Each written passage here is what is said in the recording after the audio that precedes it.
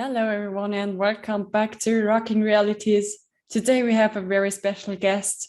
We were joined by Gregg, the composer, keyboardist, and founder of the band Renaissance Rock Orchestra.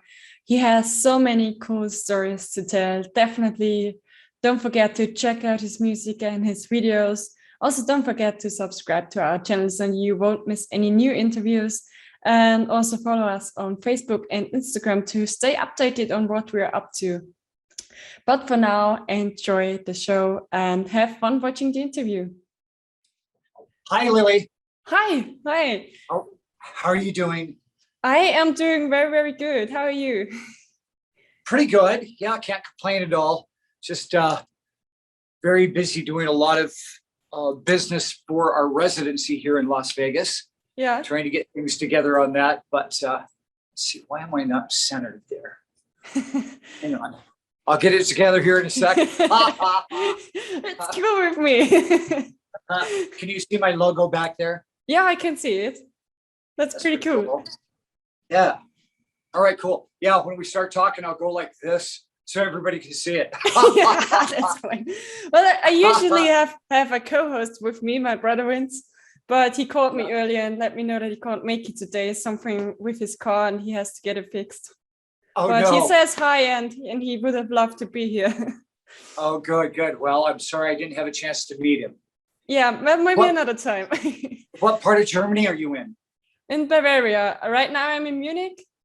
Yeah. I'm actually from like right beside the border to Czech Republic. That's where I'm actually from. But I study here in Munich, so I'm in Munich right now. Awesome. Very cool. Well, thank you very much. I appreciate being on your show. Rockin' Realities. Yeah. Rockin' Realities, right? Yeah, that's right. Cool. Yeah. Now, when do you think you will air this, Lily? Whoops. Uh-oh. I had a crash and burn. Stand by. Well, probably sometime over the weekend, either on Saturday or on Sunday. Oh, cool. Well, awesome. Be sure and let us know so that we can yeah, of course. Post it on all of our socials. My tripod fell over. Stand by. That's funny. That's the first time that happened. Okay. Let me get this reset here.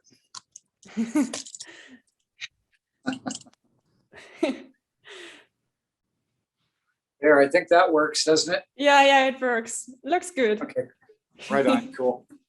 All right, so I thought we should go back to the beginning of your career.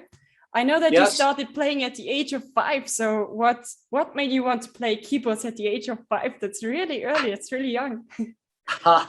Yeah, I come from a very, very musical family. And there was always a piano in the house. So when I was a toddler and I was like 2 years old, I was always crawling up and playing on the piano. And when I could actually climb up on the bench, I'd be sitting there at 3 and at 4. But mom and dad always, I have a very, very musical family. My mom played piano in church and organ in church. My dad was the choir director in church. And we were always singing around the house and around the piano all the time. So mom and dad just really wanted me to get started early and to have a really extensive early background on piano. So yeah, they got me started when I was 5 years old. There was a guy in our church who was a kind of a young kid. I remember his name was Kurt Brookshire, I think it was. And he was just an unbelievable pianist. And he inspired me a lot. He became my first piano teacher when mom and dad got me taking piano lessons when I was 5 years old. Yeah. So of course it took years and years and years to really develop the skills to start enjoying it a lot. And you know how it is when you're a kid and you're supposed to practice an hour a day when you want to be outside playing and riding bikes and stuff. So that was a little difficult for mom to keep me at it for a while when I didn't want to do it. But then as those skills started to develop, I had this just natural inclination to write music. So I literally started writing at 8 and 9 years old, little pieces of my own. And that continued through junior high school and high school and throughout my entire life, of course. So yeah, I really appreciate that early background on piano. Yeah, But if you started writing at 8, that's also really young. I don't know a lot of people who started actually writing music when they were kids. That's amazing. Yes, yes. I always just loved to write my own little ditties and my own little melodies and little ideas for songs. But that really started coming together very well in early junior high school, I guess, around 7th grade, I suppose, was when I started really actually writing songs that would be kind of like considered pop songs and rock songs. I wasn't really allowed to listen to a lot of rock and roll when I was young because my family was so strict about that. But when I did start listening, I was immediately, first it was the Beatles and Elton John and things like that. And then I went straight to Led Zeppelin. And that has always been my favorite band since beginning to listen to Led Zeppelin back in the early days. I've had some really remarkable experiences over the years with members of Led Zeppelin, which is kind of amazing. When I started working with some of the members in the band Heart in the 80s, there was a couple things that happened. Well, even before that, I had a cover band that played in one of the most popular places in Seattle, right on the water. It was called Pier 70 back then. And it was straight up the hill from the Seattle Coliseum where Led Zeppelin would play all the time. And I remember that, what was it? Maybe 87, I'm thinking, that Led Zeppelin was playing there. And Robert Plant had just released his solo record, I think with the Honey Drippers, right? I don't know if you recall that or not. But he had a song called Long Tall One, I think it was called, that had all these samples of all the guitar parts and all the Zeppelin songs. And it was so cool. And I was one of the first guys in Seattle that had this, a keyboard called an emulator that would actually sample sounds. So I sampled all these things from all these records, just like Robert Plant's solo record at the time. And because I figured there was a chance that he actually might come in, because often the bands would get done doing their concerts, they'd come down the hill to the biggest club in Seattle. And sure enough, Robert Plant walked in and got up on stage with us and sang that song. Oh my God. That's pretty damn cool. Oh my God. It was like an ultimate bucket list kind of experience. And then later on in the 80s, when I was doing some things with some of the people in Hearts and hanging around Bad Animal Studio in Seattle a lot, the girls had kind of gone to an acoustic thing. They were doing an acoustic version of the show that John Paul Jones was producing. So I had a chance to meet John Paul Jones at the time, and I actually played him some of my music that I was writing that ended up being in a band that I had in Seattle called Sister Mary, with Pamela Moore, the gal that sang Sweet Sister Mary on Operation Mindcrime with Queensryche. And that band was called Sister Mary. And some of the songs that I was writing that I played for John Paul Jones, and I had a chance to play that for him. And he went, sounds a lot like our bands. And I was like going, yes. Yeah, very, very fun. Yeah. So those are my two awesome Led Zeppelin experiences in life. Yeah. You play in a Zeppelin cover band as well, don't you? I do, as a matter of fact. Yeah. It's the Moby Dick's Led Zeppelin All-Stars here in Las Vegas. And it's an amazing band. Over the years, we've had a lot of different All-Stars come in and play with the band, including Frankie Banali from Quiet Riot. Rest in peace, Frankie. We miss you. But Vinny Appice from Black Sabbath and from Dio, of course, has played with us also. Our main drummer is Brian Tichy, and Brian's my drummer in Renaissance Rock Orchestra, live and on my records. Although I should say that our second Renaissance Rock Orchestra record, which is called In Times of Old, which is on Spotify and all your streaming platforms, that record actually had 27 different rock stars on it. And the drummers on it were just amazing, including Vinny Appice, including Alan White from Yes, including Ben Smith from Hearts, Brent Fitz from Slash, Brian Tishy, of course. Roxy Petrucci from Vixen was very cool. And Simon Wright from ACDC played the last song on that record, a song called The Maker of Dreams, that I had Tony Harnell from TNT do the vocals on. So that record is a very interesting record to listen to because it has so many different rock stars and artists from so many bands that you know and love. The guitar players on that record are pretty phenomenal. Also, I have George Lynch from Dokken and Lynch Mob, one of the top rated guitar players in the world. And also Joel Hoekstra from Whitesnake and Cher and Trans-Siberian Orchestra, which I think is a group you guys don't know about back there in Germany because they're primarily known as kind of a classical metal band that does a Christmas show here in the US that is huge.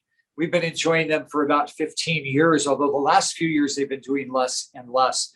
That's kind of where I got my original inspiration for the Renaissance Rock Orchestra. Because I went out and saw Trans-Siberian Orchestra and I was going, wow, that is really awesome.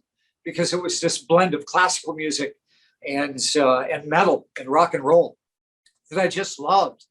Although it was mostly Christmas. So I was thinking about that going, wow, well, it'd be pretty cool if we take out the Christmas and we put in rock stars. We do that same type of material. So originally when I put this, to put Renaissance Rock Orchestra together, it was kind of a TSO template, Trans-Siberian Orchestra. You can hear them, of course, everywhere online if you're not familiar with them. But so a lot of the songs from the first record were instrumental songs that are classical metal. And there's some on our second record, In Times of Old, also. So that's where it all started. And I was thinking, of course, that since they were doing arenas and performing in front of 30,000 people, and every Christmas during, the 90 days, they would start playing in November, and sometimes they would play through January.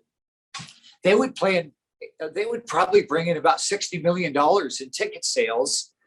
And I was thinking to myself, wow, well, investors are really going to like this because there's only one of them and they only play in the United States.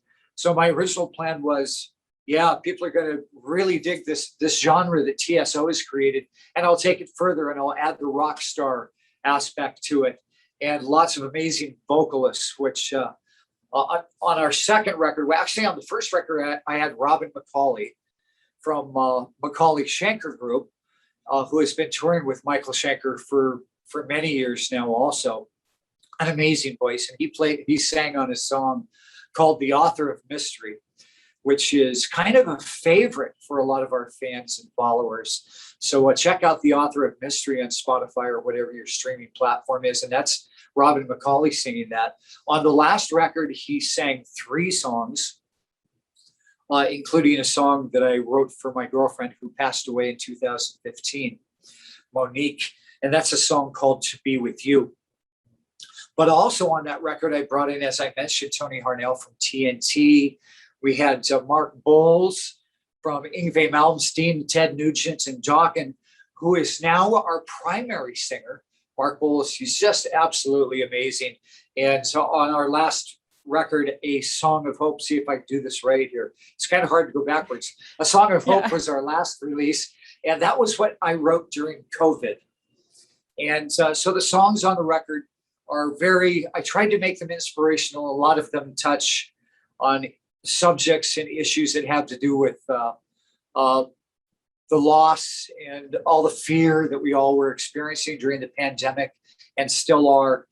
But the title track, A Song of Hope, it's one of my proudest moments as a songwriter.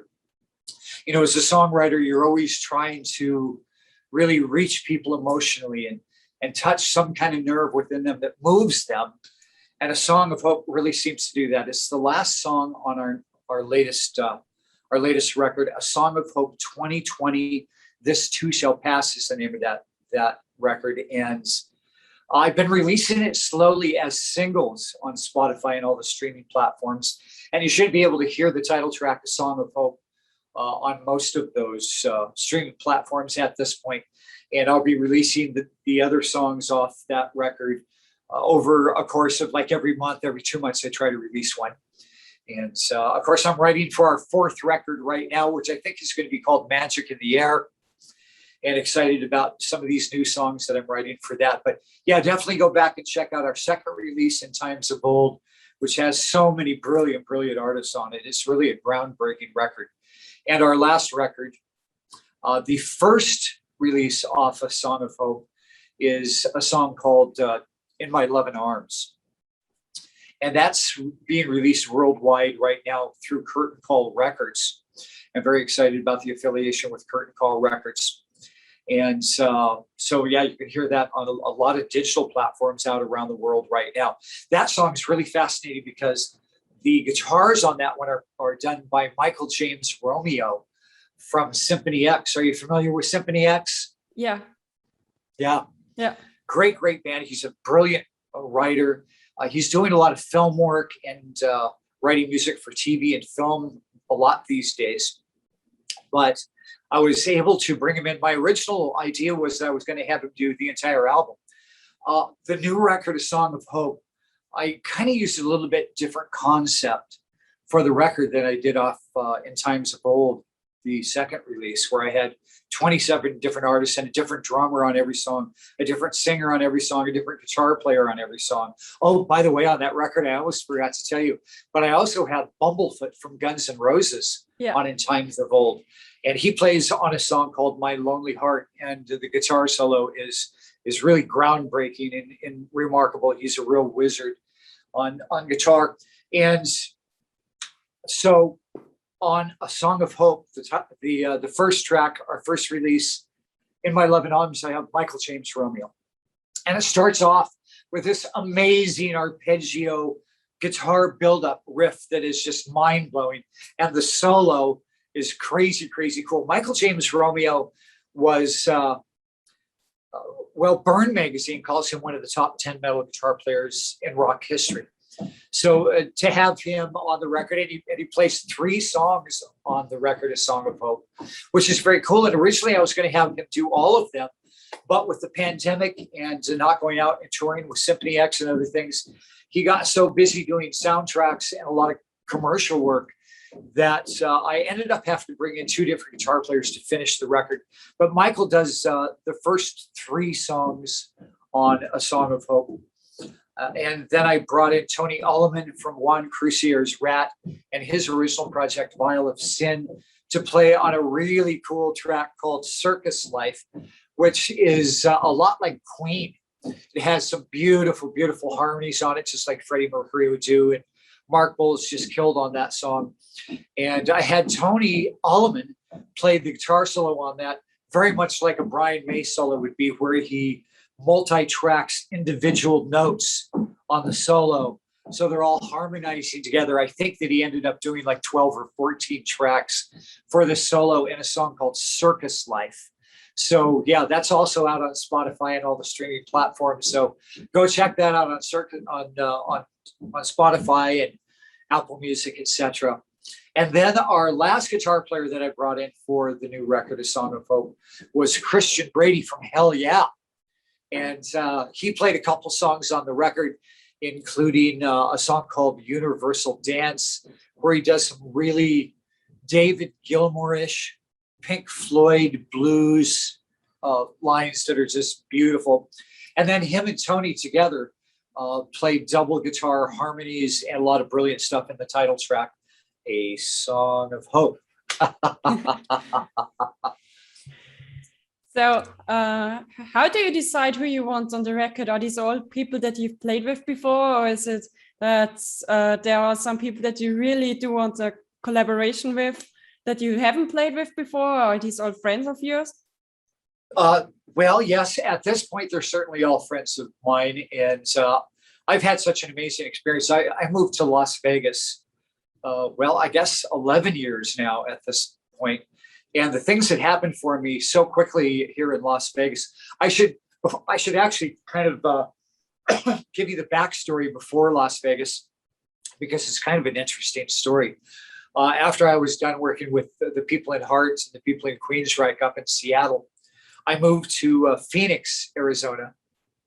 And I didn't play music for a while because it felt like in the early 90s that rock was kind of dying, particularly for me as a keyboard player, because everything had moved to alternative and to grunge, and nobody was using keyboards very much. They were, you know, 4-piece bands without keyboards, et cetera, et cetera. So I left Seattle. I moved to Phoenix, Arizona, and I actually got involved doing timber deals internationally. And I went down and I was in the middle of buying 13,000 acres of property in Belize, South America, that had a lot of mahogany on it. And the plan at the time was that we were going to log 300 trees out of 13,000 acres and save the 13,000 acres and build an ecotourism resort, right? So I went down and I was actually, it was so amazing. I was living in the hut with a Mayan Indian chief that lived on the opposite side of my property. And he was taking me out through the jungle every day, trying to find these mahogany trees. And it was just a fascinating experience. We actually accidentally came upon Mayan ruins that were on the property that nobody really knew existed there, and that I didn't know were there when we purchased the property. But it was like being in Raiders of the Lost Ark. It was the most amazing experience, going through the rainforests and snakes and jaguars and all kinds of crazy things. But so I was in Phoenix doing that project because my investors, which were called Caribbean Land and Cattle Company in Phoenix, had taken me down to Phoenix. And I wasn't playing music for a while. I ended up getting in a band that was just amazing in Phoenix called Superhero. And it was some mind-blowing people. We were doing a lot of Queensryche, a lot of covers, just cover stuff. But it was after that I decided to buy a sailboat and sail around the Bahamas for a while. Because, you know, there just wasn't a lot going on in the music industry for me at the time. And I didn't want to just be in a cover band. And so I sailed around the Bahamas for 7 years on my own sailboat. So it was an amazing experience. That experience really changed me a lot. That's what ended up taking me to Las Vegas ultimately, after sailing around the Bahamas and experiencing hurricanes. And it changed me as a person. And I started writing again a lot more. I didn't have a keyboard on the boat, but that experience really drove me to get back to my music. And so when I got off the sailboat, I immediately moved to Venice Beach, California. I was living in a beautiful house right on the Grand Canal right there. And while I was back in the music business and back in LA, it was less than 90 days that Foreigner asked me to go on tour with them. So some amazing things happened, and I was starting to write lots and lots of music that ended up being music that the Renaissance Rock Orchestra has put on its last 3 records. I didn't actually end up going on tour with Foreigner because they ended up hiring like the best friend of the keyboard player, and he just walked in. But that was a kind of an amazing experience because I spent, you know, I'm a Korg endorsed keyboard player. And so I've been programming Korg synthesizers for years and years and years. So I have a lot of, probably one of the best programmers there is out there on Korg keyboards. And that's an important thing for me as a songwriter and a keyboard player, to develop my own sounds that are very unique and that fit stylistically what I'm trying to say musically in my songs. But so when I was trying to program all those Foreigner songs, you know, the intro of Waiting for a Girl Like You, very difficult to try to capture that. I spent about 3 weeks trying to just program one sound for the beginning of that song. Like, this is like 8 hours a day, just dialing this all in and trying to perfect it. And Foreigner told me that they actually liked it better than the record, even though I didn't end up going out on tour with them, which was a little bit heartbreaking at the time. But destiny being what it is, fate being what it is, that's what ended up bringing me ultimately to Las Vegas. My best friend and my bass player from Superhero, the band in Phoenix, was a guy by the name of Mikey Bones. And Mikey Bones had moved from Phoenix to Las Vegas. And he said, Greg, you've got to come to Las Vegas. We got to put a show together. And so I started making some trips out to Las Vegas, and the scene in Las Vegas was incredible at the time. It still is. But all the classic rock guys from the 80s were moving out of LA and moving to Las Vegas because of taxes and property expenses in general. And so Las Vegas was a lot more affordable. And so I moved to Las Vegas, and I started immediately doing a lot of really great things. There was, at the time, I started performing for something called the Rock Gods Hall of Fame Awards. And we were performing at a lot of different venues here in Las Vegas. But the neat thing about that was we would bring in all of these guys like Bumblefoot's, Chris Slade from ACDC, the drummer from ACDC, Vinny Appice, and we would give them, career awards and put them in the Rock Gods Hall of Fame. And so I was doing a lot of those shows, and that's where I first started to meet a lot of these classic rockers. I had been out sailing for 7 years. I'd been out in the music business. So it was nice to reconnect with a lot of these guys. And of course, during that experience, I developed relationships and friendships with them, where when I started putting together Renaissance Rock Orchestra in 2012, I was able to call them up and say, hey, what do you think of this? Would you like to do a track? And I was so blessed and so fortunate that they heard this music and went, wow, that is really, really amazing music. I would love to be a part of this. And they loved the concept. I also started doing a lot of performances at the NAMM Show in Anaheim, California. I'm not sure if you're familiar with the NAMM Show. Yeah, I know it. I've never been there, but I know it, yes. Oh, yeah, it's an amazing, amazing experience. Every rocker in the world comes to the NAMM Show because it's a trade event that has all the newest gear. Every amp company, every guitar company, every keyboard company, on and on and on. It's actually, they say it's the largest convention in the world. And so I started going to that every year and did some amazing things at NAMM, where I was performing at something called the Legends concert series. And at those concerts, I was playing with Nico from Iron Maiden and Alan White from Yes, and artists from Bad Company, and John Payne from Asia, Blue Oyster Cult. And so I started to meet a lot of those guys, and that was an amazing experience performing with them. But I also started performing at a show put on by my current drummer, Brian Tishy, called Bonzo Bash. And that's a crazy cool thing, because it's a kind of a memorial event to John Bonham from Led Zeppelin. And at Bonzo Bash events, I started performing with all of the finest drummers in the world from every band. Every year there would be a list, and we would play for hours and hours with drummers, every drummer in the world, the finest drummers in the world. And so that kind of just extended that list of potential resources for Renaissance Rock Orchestra. So all of these things I've been able to tie in together and to bring in these artists on the last 3 records that we used with Renaissance Rock Orchestra. Including a bucket list thing for me, being a keyboard player and being a big prog rock fan, loving Yes and Emerson, Lake and Palmer and Jethro Tull and music like that. For me, Yes is actually my favorite music because it's very inspiring. And that collaboration of those artists that are so talented has created music that is remarkably unique for me as a keyboard player.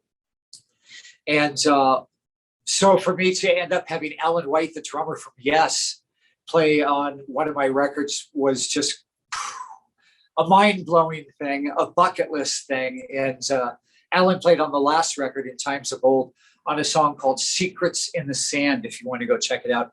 That's on Spotify, and Robin McCauley sings on that one. So it's been an amazing experience putting this music and this project together. And now, of course, we're at the point that we're starting to perform a lot live, although we really are not performing a lot yet. We did our public debut performance here in Las Vegas, July 29th, which was an amazing, amazing event. And we had people come from all around the United States that have been following the project for years that I got to meet. I never even knew they were out there. And thank you all for coming to that show. People from Texas, and Connecticut, Seattle. And that was just a really amazing event to do. And we're going to be doing a lot more of these shows in Las Vegas. One of my plans and visions for the band over the years has always been to have a residency here in Las Vegas. And part of the reason for that is that, touring is very expensive. It's very difficult to do that for an unknown, unbranded band that doesn't have, millions of followers yet. So I figured that the best way to build the show and to build the awareness, because people from all around the world love to come to Las Vegas. And so my plan has always been to start the band live here in Las Vegas, where we can stay in one spot and have a residency in a casino. A major showroom on the Strip is my goal. And to have a huge full orchestra performing Renaissance rock orchestra music, that's the ultimate goal. It'll take a while to get there. But so to get that started and to do our debut public performance July 29th is a very exciting thing. And I'm in negotiations now with some of the radio stations here in town and some of the production companies and a lot of the casinos. So we're just trying to decide where we're going to go and how we're going to start. But that's going to be happening very soon, probably by the end of October. We're going to kind of get this thing rolling on a regular basis. Yeah, that's great. It's really cool. Do you think, is there any chance that you're going to come to Europe as well? I know right now it's still difficult for American artists to come over, but yeah, when touring is easier again, you think there's any chance that you're going to come over? I have a hard time imagining that we wouldn't. That's also been a thing that I've always had in kind of my back pocket as a plan B, if you will, for Renaissance Rock Orchestra. And the reason for that is I really feel that Europe and just the rock listeners there, what I write, I think is music that they really grasp and understand and appreciate a lot more than a lot of people in the US do at this point. In the US, it's difficult to kind of gain traction with this style of music and metal. Of course, there's a few festivals here that we have, but of course, Europe has so many festivals, and this is a perfect project to do festivals. And yes, I would absolutely love to, and I'm sure that we will. I think that Europe would really not only embrace the style of music and this classical metal genre, but also the artists that I have. This concept of a revolving door of rock stars, where I can bring in so many different singers and guitar players and drummers. And I think you would all really enjoy that and love that over there. And I have reached out to several touring companies, and I'm still negotiating with them. That hasn't happened as of yet. And of course, the pandemic and the whole COVID thing has really struck a huge blow to all of us in the music business worldwide, but to live music and touring particularly. So yeah, you're absolutely correct about that it's a difficult time right now.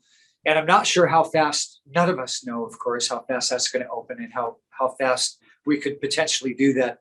But I would really love to. And I think that Europe will embrace Renaissance Rock Orchestra music. What do you think? Yeah, I think so too. And I'm definitely going to come to a show when you come over. Yeah. So there's gonna be me. Yeah, good. I just realized here as we were talking that I'm blocking our awesome logo, so nobody's had a chance to be able to see it. So I'm going to move out of the way here just for a minute, so you can actually see our awesome Renaissance Rock Orchestra logo.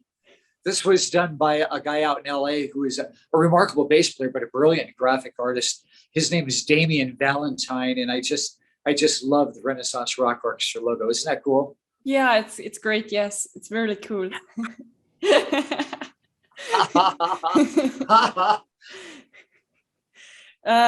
So I think you're the one who's writing all of the songs, right? That's correct. Yeah. So what are your inspirations when you're writing songs? Yeah, it's always different. I write all of the music, and I write all of the lyrics also. And lyrics are always harder than music for me. Although there's times that you get that concept and it just flows out of you. And of course, some of those songs, the easy ones to write lyrically, a lot of times end up being being the best ones because they seem to be somehow divinely inspired, whatever you want to call it. They just, a song that comes together that quickly lyrically, a lot of times is very strong. The music for me is so second nature. And once again, you know, I don't want to get crazy or bizarre about it, but you know, I feel like this vision that I have for Renaissance Rock Orchestra and the music that I write is somehow inspired from some higher power, because it right from the start, from record number one, it was like almost like a gift that was given to me. I just started playing, and it flows out of me every time I sit at a piano or at a keyboard. I write a new song. I'm just in this really inspirational period, and have been for, you know, several years now, where musical ideas just come to me so quickly. And I guess that's years and years and years of playing. A lot of it's also is inspired from all my influences, of course. So that music that I've been listening to my whole life is kind of in my DNA. You know, it feels like it's become a part of every cell in my being. And so that permeates all the music instrumentally, every note. It just seems to come out of me. So you hear a lot of different styles of my music, whether it's Queen, whether it's Led Zeppelin, whether it's Kansas, whether it's Iron Maiden, whether it's Elton John. All of that, little bits of that you'll find everywhere throughout my music. And so I usually start with the music and try to create the form of the piece, develop the shape of the song itself, the intro, the verses, the choruses. And a lot of it is, you know, very progressive rock, very progressive metal sounding. The stylistically, the sound of Renaissance Rock Orchestra music, because I do write it as a keyboard player, I think a lot of people find it very different, very interesting these days, because most bands and most songs come from guitars. Most songwriters write on guitar. And as great and cool and heavy and rock as that is, and I love a lot of it, but it ends up sounding a little bit one-dimensional. It sounds a lot the same because the keyboard offers so much more movement tonally in between keys and to different dynamics emotionally. So I think that affects our music a lot. Of course, the next step that I do is I send it, usually I send it to Brian so he can throw a drum track on it, so that the guitar players have this, you know, so they understand the groove, you know, what it's supposed to be, and, you know, what the tempo and the power of the piece is. But that's when it really starts to come together, when the guitars get added to it. And a lot of times it takes a completely different tangent and becomes something that I had no idea it would be. And I love that. Now, as things move forward in our songwriting, I really, really look forward to a lot more collaborative writing throughout the members of the band, whoever they may be at the time, whoever I want to bring in to finish writing and recording a record. Because I would really love to just sit and collaborate with my guitar players first, so that a lot of the songs do have a lot more heavy rock guitar sort of a feel to them. But you know, we end up getting that in the end, even the way we're writing it right now. But when I first started songwriting, and my very first band was a band called Pegasus, and then I was in a band called Icarus, and it was all original material. And we would just sit in our studio that we had built in Seattle, Washington, and just spend days and weeks writing. And that, you know, for me, the writing experience, the creative process is my favorite thing. I love to perform, but writing and creating that song is a timeless experience. It's kind of when I feel closest to whatever you would call God or the universe. Time stands still, and this beautiful, timeless experience of creation that I find very intoxicating, and it's my favorite thing to do is to write. So yeah, I look forward to a time when we can all come together and just block out some time in a studio and write the songs. You know, a lot of bands that do that nowadays, as an example, I'll say the Dead Daisies. I'm not sure if you're familiar with them or not, but they have Glenn Hughes. Yeah, Glenn Hughes singing for them now. And Doug Aldridge, a good friend of mine, who I've not gotten on a Renaissance Rock Orchestra record yet, but whom I performed with dozens and dozens of times. But, you know, they go into the studio and they will write a record and record a record in a couple of weeks, right? Which is wonderful to be able to create that fast and to come up with material. But so I look forward to having an experience where I have time with my guys to go into a studio, and I'm sure with the material that we do, it would take longer than a couple of weeks. But you know, if we were to block out a month or a month and a half to write and record all together, where we're all in the same room, and you know, you're going to catch the music's even going to become more complex and richer sonically and tonally when we have so many more influences actually creating every aspect of every song. So that's another goal of mine that I can't wait to do. Yeah, I can imagine that those would be really cool songs because you have all those different peoples and the different influences and they all come together. I could imagine that would be a pretty cool album. So you definitely should do that. Absolutely. Yeah. I can't wait to do that. I don't think we'll get to that point on our next album, on our fourth record. It will probably still just pretty much be me. Although I've been thinking about trying to get Mark, our singer, Mark Bowles, involved a lot more in the songwriting so that he's a part of what he's singing lyrically. So, you know, so it projects and presents, you know, feelings that are actually coming from him. I'd love to have that happen on our next record. So I'll be sending him some ideas lyrically for him to develop and musically for him to start writing. And, you know, he did start, all the artists do bring their own flavor and flair to the songs. There are times that I will say to Christian or some of my other guitar players, this is what I want the song to be. I want it to be this timing. I want it to be this chunky thing here. I want you to go into an arpeggiated thing here. So I do give them some ideas, and every now and then I'll actually send them charts with notes. This is precisely how I want this part to go. For instance, I did that for Tony Alleman on Circus Life on a record, A Song of Hope, for the Brian May solo. But then Tony took it and he took it to a whole nother level. He took it beyond what I had actually written note-wise to another thing. So it was brilliant. And Mark did the same thing. Also, I was sending him charts of what I wanted the background harmonies to be.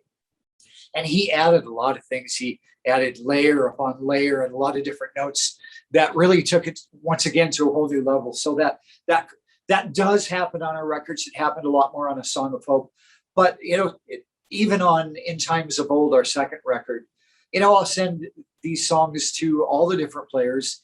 And Joel Hoekstra, for instance, you know, he wrote his guitar parts in The Maker of Dreams, the last track on In Times of Old.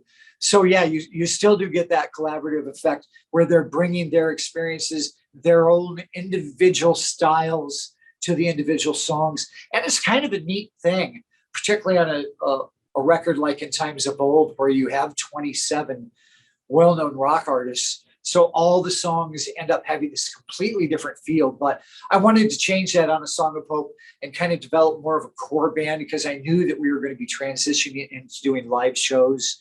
And I wanted to have that core band for our live shows. One of the things on A Song of Hope that was kind of a neat thing was to bring in our bassist, Gregg Smith, who did every track on that record. Gregg Smith plays for, well, he just finished doing an album with Ted Nugent. He's played for Ted for years, and Alice Cooper, Alan Parsons, Rainbow, Dawkins.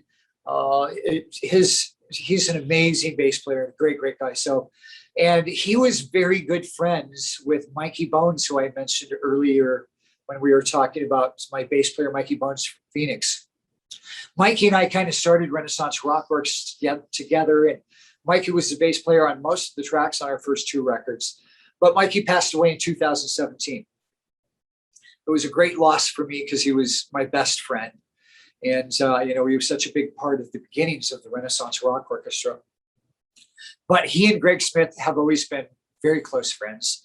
And when he passed away, Mikey's widow gave Gregg some of Mikey Bones's basses that Gregg plays occasionally, and that he used on A Song of Hope also. So it was very special to have Gregg become involved. But Gregg lives out on the East Coast, and he's been so involved with writing the new Ted Nugent record and recording that record that I wasn't able to bring him for our residency, our debut live show here in Las Vegas. So I brought in Tony Franklin from Whitesnake and The Firm, who played with Paul Rogers in The Firm. And oh my gosh, what an amazing thing to have Tony Franklin live with the band. He's also a brilliant bass player. And I certainly do want to have Tony do some writing and be on some of our records. He's not yet, but now that we have him, he's got one live show with us under his belt. Very exciting. And I think Tony's going to end up doing a lot of our live shows here in Las Vegas, just because of Gregg's schedule with Ted Nugent and a lot of other things he has going back east. Yeah. So who's making the music videos that you have on your YouTube channel? Is that also you? Oh my God. Yes, that's me. You have a lot of jobs in that band. Well, since I've been writing the music and recording the music and putting the whole thing together, I do wear every hat. It's been a really difficult, time-consuming, exhausting experience over many years now to build the show up to what it is now. I'm so glad that I'm now at the point that I have a management company in LA and I have an agent in Las Vegas, and I have Christina Avila from Avila Artist Productions and Promotions that handles a lot of my PR work and putting together interviews and podcasts, and she's actually the one that put together our deal with Curtain Call Records. She has just been amazing. She is the hardest working promoter I've ever known. She's so diligent, and she works day and night to promote this band. She's done an amazing job. She's been with us now for 6 months. So finally, I'm at the point that I don't have to wear every hat. So it's nice to have people doing a lot of those jobs out there. But I'm still at the point where I'm the guy doing all the music videos. And so I can't wait for that to get to the next point where the whole band can actually go into a sound studio and perform a song that we use in a video. And of course, the other thing is, now that we're starting to do a lot more live performances, there's going to be a lot more content available for us to use in our videos too. We'll be able to use a lot of the live stuff as we create this. But yeah, that's been quite an experience trying to learn how to create a music video when you don't have very many resources to work with other than the song. And I don't know hardly anything about video, so I do it all on iMovie on my phone. So, and sometimes it takes me hours and hours and hours. This last year, I decided it was time to really start building up the YouTube channel, trying to get some subscribers and followers on YouTube. And so I learned over a course of figuring out how do you start to go viral on YouTube that, you have to create a lot of content and you need to post videos a couple times a week. So I try to post videos every Tuesday and every Friday. I will have another brand new video for you tomorrow on YouTube. So please go to Renaissance Rock Orchestra on YouTube and subscribe and see all the new music. And the cool thing about that is very soon, in October, you're going to start to see a lot of new live footage of us performing our concerts here in Las Vegas. Yeah, that's pretty cool. And I'm really amazed that you are able to handle all of those jobs at once. Oh my gosh, it's been a lot of work, and I'm exhausted for working so hard at it for so many years now. It takes a lot out of you. It's so difficult. It's so difficult to gain traction, to really start gaining a lot of followers and between the social media, which I still do the majority of, whether it's Instagram or Facebook, I still handle all of that. But I think we're in a position where soon, probably within the next 6 months, because of the budget issues and the profits that we'll start to make from our residency, I think I'll be able to hire people to start handling all the social media. I actually did have I have a group of gals that help me with that occasionally. But it was kind of a funny thing. I don't know if you guys over there remember. Do you know Charlie's Angels? Do you know the movie Charlie's Angels or the TV show Charlie's Angels? Yeah. Right? Do you remember that? Yeah. Yeah, the old TV show. And of course, now there's the new movies with Kirsten. What's her name? I can't remember. But so right a few months before I started deciding to put this show together, which kind of came together in a strange fashion through my agent, Brian Towers, here in Las Vegas. BT Entertainment, Brian Towers Entertainment. And because of COVID and a lot of constraints, because Las Vegas wasn't completely open, I was just trying to research things. And I'd been starting negotiations at the beginning of this year with several different venues that I was hoping to get a residency with.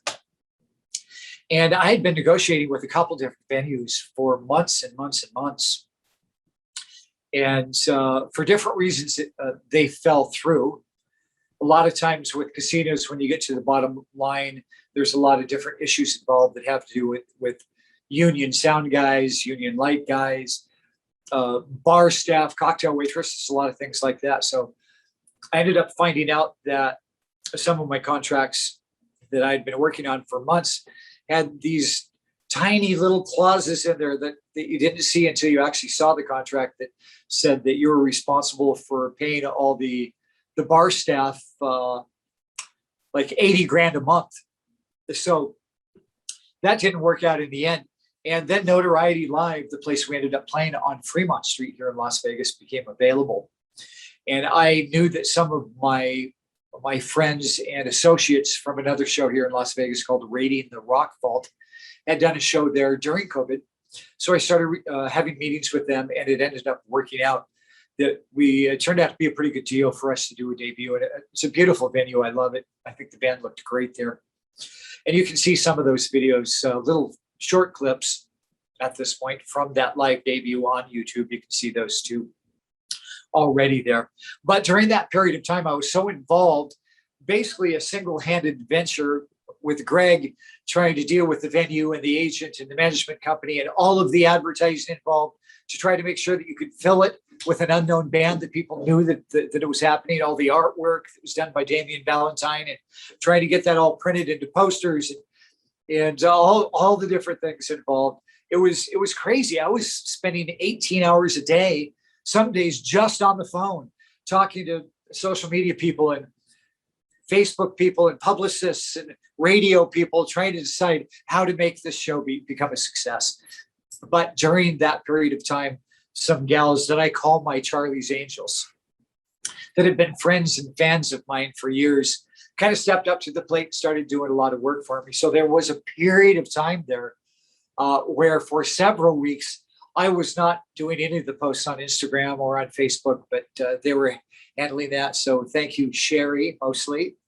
Sherry, thank you for all your work, and Helen. And Serene, one of my Charlie's Angels that lives in Seattle, came down and handled all of our merch at the live show. And she's been doing that for bands and touring with bands doing merch for years and years. So Serene and Sherry handled the brunt of most of all that. And I'm very, very grateful to my Charlie's Angels. You mentioned earlier that you're working on new material already. Do you already have any plans when that's going to be released, or when you're going to start recording it? No. And part of the reason for that is because there's so much going on, so much negotiation right now. I'm putting so much energy into doing this live show and getting this residency happening. And so that's taken a lot of my time, dealing with agents and venues and trying to figure out the future of our live concert series here in Las Vegas. Is you only have so much time, you only have so much energy to expend, and that's making it difficult for me to finish a lot of these songs that I'm working on. And I'll be honest, it's unusual. I'm in a place right now with the new material where I'm having a difficult time trying to get the lyrics and the music to come together, and that's kind of rare on a song of hope. On In Times of Old, all those songs seem to be much simpler to bring together, the music and the lyrics. Somehow they just fit. So I'm kind of I'm at this not a crossroads, but I'm at a point where I'm a little bit frustrated with bringing the new lyrics and the new music together. And I know it's going to happen, and probably it will happen when I have a chance to really devote all my time creatively to just that, where I don't have all these other things going on in my mind about getting the live show together, making sure my musicians are available and they're not out on tour with other artists, things like that. And also at the same time, I'm spending a lot of time with my production manager, Mark Dombacher, to continue working on this show that we're creating for the residency here, creating different things with QLab and Dante and a lot of software that is really quite complex to make sure that the lights, the show, our projection show, when we play live, we have kind of a brilliant projection show going on in the background that is background videos that fit all the music that we do, all of our originals. That a lot of times with the originals, I use a projection that will actually be one of our YouTube videos, because a lot of people are familiar with it, and I've spent a lot of time creating it. But on a lot of the other songs, see, part of what we do in the residency at this point is we do a lot of epic rock hits. My concept for this is, the Renaissance Rock Orchestra is supposed to be a renaissance of rock, trying to continue, bring back classic rock and keep it alive. And so what I try to do is I write symphonic renditions with strings quartets. They're actually written for full orchestras. We just haven't got to the point yet where I can have a chamber orchestra or a 24-piece orchestra yet. But yes, that's my vision, of course, with where this will go. And I think we will probably always do that, even when we're to the point that we're doing mostly Renaissance rock orchestra music. At this point, it's about half and half. And so we play our own material, and we also do these symphonic arrangements that I've arranged of songs like Kashmir by Led Zeppelin, Dream On by Aerosmith, Time by Pink Floyd, things that are really, truly those epic, so huge, timeless classic rock hits that people love, and they love hearing them, and particularly having them done a new way on a new level symphonically with an orchestra and a symphony. I also have another vision that we will take this project out to different symphony orchestras around the world to collaborate with them, because symphonies are always trying to make their current material and what they're doing more current. They're trying to do things that bring in rock. And over the last several years, there's been a lot of orchestras that have done the music of Pink Floyd, that have done the music of Led Zeppelin. And so that's a perfect scenario for Renaissance Rock Orchestra, not only to do our material with their orchestras, but to bring in my rock stars, to bring in people from ACDC and Guns N' Roses and Whitesnake to perform with their orchestras. And I think they're going to be excited to do that, to really make what they're offering their clientele and their fan base something really current and very musical. So what do you think? That sounds fun, don't you think? Yeah, it definitely sounds fun. Yeah. Yeah, I think so. And I think it's going to be fun for all the musicians involved as well, and for the fans. Absolutely. Yeah. Definitely. Can't wait to hear that. Yeah, we'll get there eventually. We'll start with the residency first. And but to finish answering your question about the music, I think that probably what's going to happen here is, as I write this material, I think this time around, I'm going to start releasing everything on an individual basis. CDs and albums are not quite so important anymore in this digital world of streaming, right? So as I continue to release singles from A Song of Hope, which will probably take another 4 months, my hope is that, by month 5, I will have the first new song completed and recorded so that I can release it. And that another 2 months after that, I can release another new song off the new record. So that's kind of my plan. Well, Yeah. we'll see if I'm able to pull that off with trying to put together a live show. Yeah. Yeah. Well, that's a lot of work, but I'm sure you can do it considering how much work you've already done with this band. Yeah. It is a lot of work, but I enjoy Yeah. it very much. And of course, it's my passion, it's my dream, and the music coming from within me. It's my greatest joy in life to create it, and I'm so blessed to have people appreciate it and love it as much as they do. So, Yeah. thank you so much for making sure that people in Germany hear it. And Well, I say thank yeah, you to you for coming on the show. I really appreciate it. it's been a lot of fun talking with you. Absolutely. And Yeah. yeah, please everybody go to Instagram, follow Renaissance Rock Orchestra. I do a lot of fun things on Instagram. There's something about Instagram that I seem to post a lot more there than I do on Facebook. Although now with our new relationship with Curtain Call Records and the things that they are posting and the digital distribution that they're providing for us worldwide, they're doing a lot of posts that end up on our Facebook page too. So, but yeah, every Tuesday and Friday, tomorrow morning, I'll have a new video for you on YouTube. So go check that one out too. And hopefully we'll be able to post this one too, right? Yeah. Well, I'll send you a link as soon as I have everything posted up. And I'll send it to Christina as well so she can promote it. And also put all the links to your Instagram and Facebook, etc. Put everything in the description. So people just have to click on the link and then they can go watch it. Beautiful. And I'll do the same thing with yours too. I'll put all of your links to all of your pages. And thank you. Absolutely. Of course. It's a win-win situation. Yeah, definitely. And it's really fun talking to you because it's so obvious how passionate you really are about music and how much you love what you do. And that's just really beautiful. And it's really cool stories as well. Thank you. Thank you. There's going to be a lot more cool stories as this thing goes on. So make sure you pay attention to what's going on in Renaissance Rock Orchestra world, everybody. And we're going to have a lot of great music and a lot of surprises. And I can't wait to come to Europe and to play for you live and to meet you. Yeah. Can't wait for that either. Maybe we should do another interview when you have your new record out, and then I can have Vince come on as well because he was supposed to co-host today. That sounds fun. I'd love to. That would be great. Yes. Right. Awesome. So I just want to say thank you again. I can't say it often enough. That sounds very good. I tend to go on and on and on because I'm so passionate about what I do and the history of the band and the things I've done in my life. So I apologize for being such a blabbermouth.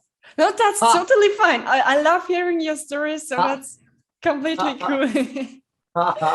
Well, it was such a real pleasure. Thank you so much for having me on. You're very, very welcome, and have a great day. I think it's morning for you, right? So yeah. We're starting to get towards noonish here. I think at this point, it might be 11 o'clock. I'm not sure how long I talked. It's a bit more than an hour now.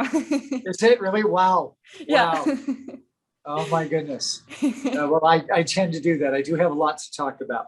Yeah, but it's cool with me. Awesome. Thank you guys. We really look forward to meeting you all, and thank you for listening. Please spread the word and tell all your friends about Renaissance Rock Orchestra and get them to go subscribe on YouTube and Instagram and everything. And I look forward to talking with you again, Lily. Me too. I look forward to it too. All right. Bye-bye. Okay. Bye.